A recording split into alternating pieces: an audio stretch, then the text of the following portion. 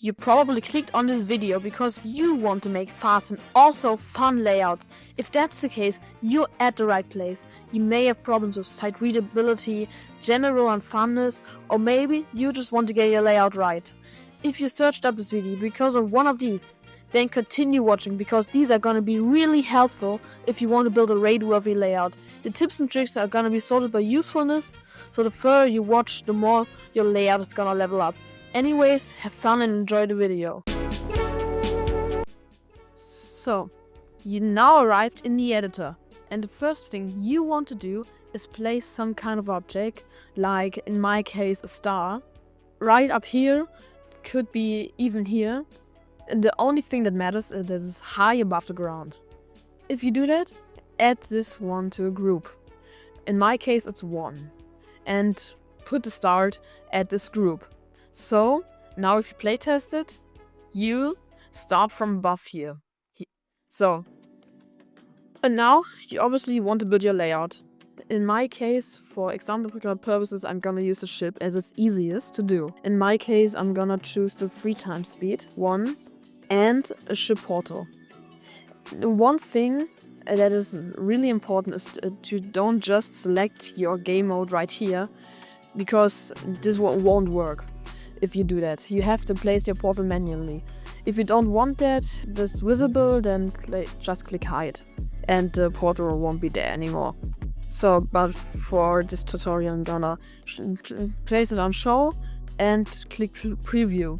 Now you can see where the borders will be. So here I'm on the border. So now you want to build your layout.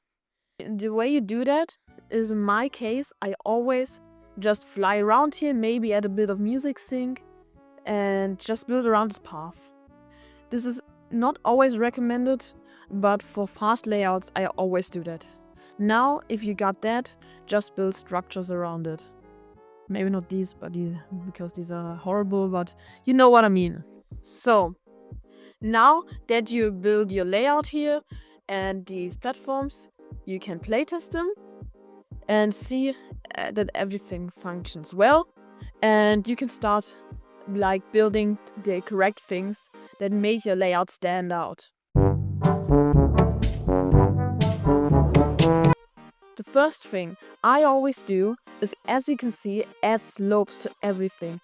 These are gonna be way easier to decorate and less boring. You can have this, or you can have this. Tell me what you want, but I think the first one is way better. You just made this layout, but the problem is it doesn't start fast, and you maybe start with a slow cube section. If that's the case, no problems. You may have problems with the transition into the fast part, but don't worry about that.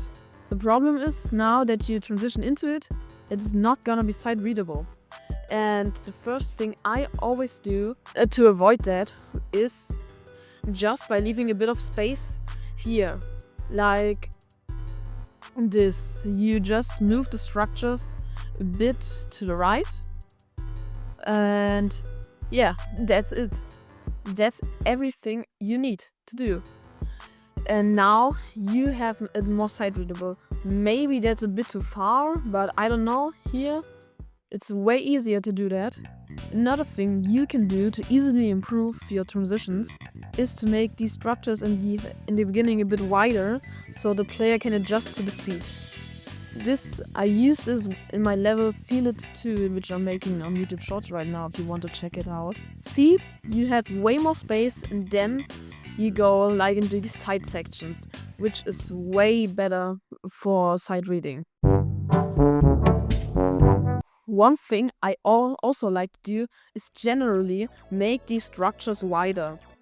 The thing I mean is that you just don't have these, and you want to make this and this, and I don't know, this, and this is very, very difficult to sight read, if I can demonstrate that.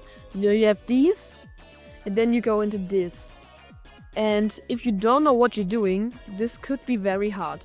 I always remember, you are not the one playing these levels. the person who's sitting behind the desk right now is. And to improve that, just make these a bit wider. If you're going fast speed, all the things are gonna be way harder. If you just make them wider, the player's gonna have way more fun. The next thing you're gonna wanna do to make your layout stand out from the rest is a thing that happens mostly with the 4x speed game mode, which is that you can't get up to the structures fast enough. Let's say you have one structure down here, and then the next structure, you have to go right here to fit through it. And this is probably not gonna work out here. It's not possible. So what you want to do is adjust these heights slowly and don't make it like this, and you should instead do it like this and adjusting the height slowly. So now if you playtest it, it's way better and smoother. The one thing that's gonna be really important to make these, some game modes are gonna be easier to make at fast speeds than others. One of my favorite game modes to do this on is the ship, the spider, the wave and the cube. These are all gonna be easy to decorate and make at fast speeds. Don't do like some kind of stuff with the swing. The swing is generally not a good game mode, and with fast speeds it's gonna be unsight readable and really janky. So always, in my opinion, the best ones are the ship and the spider and the wave. But cube and stuff like that is also pretty fun to do. Another thing that has to do with the game modes is making them mini, because mini game modes are way more fun fast speeds because you have more control. The fast speeds take your control, and with the mini setting you take it back. The next most important step is gonna be adding your camera controls. You have your layout. The problem is you have some kind of transition or something. The problem is you want to go up, but it's like really sudden and the player can't see. So the thing you want to do is go to this tab in the triggers tab and go to offset and zoom. These are gonna be really important to do. The zoom trigger does its name and zooms out, and the offset does the same. And you can adjust the offset on the x-axis, on the y-axis. Y-axis is going up and down, and x-axis is going right to left and left to right. So what you want to do is move your camera. You are here, the ship is here, and they don't see the part that's coming up. So what you want to do is move the camera here so the player can see it. The way you do that is you go into the offset tab and do the x-axis and choose X only. You take a move time, like here. I'm gonna adjust the move time a bit. So you go to the offset tab and slide the trigger to the right. Now that you did that, the camera is gonna move like this. And we can playtest it here. And you just saw the next part is coming up, which is really helpful. Another thing to do is use the zoom trigger and zoom a bit out. With the time, I already told you that, it works the same for every camera trigger. And now you're gonna be a bit zoomed out and move to the back, and you can see the next part that is coming up way better. The second to last most important step, in my opinion, is adding indicators. And you can just use these boring arrows and copy and paste them everywhere. But that is boring and we don't want that. So what we are gonna do is be creative or adjust the structures that it shows us the way indirectly. The way I mean this is you have these, you have the structure here that you want to go through like this. And you want the player to, they can indicate it. So What you are gonna do is be creative and you could make like a little fairy or something that fits to your level. Or you could do my personal favorite and put these blocks here, make like little pillars or other structures that slowly push the player in the right direction. So you're gonna have this wall structure and here and these show the player in which direction to go.